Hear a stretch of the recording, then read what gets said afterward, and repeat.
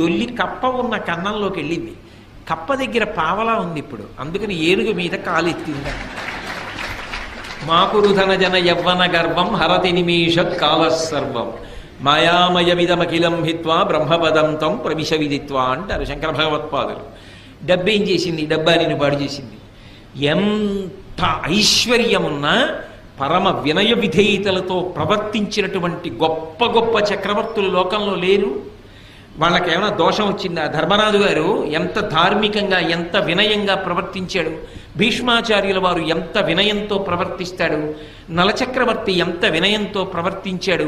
ఈ భూమండలాన్నంతటినీ ఏలినటువంటి చక్రవర్తులు ఎంత వినయంతో ప్రవర్తించారు. వాళ్ళు ఎంత డబ్బు సంపాదించినా ఆ డబ్బు వాళ్ళ యొక్క అహంకారానికి ఎన్నడూ కారణము కాలేదు. వాళ్ళు పరమ వినయంతో ప్రవర్తించి ఆ డబ్బుని సద్వినియోగం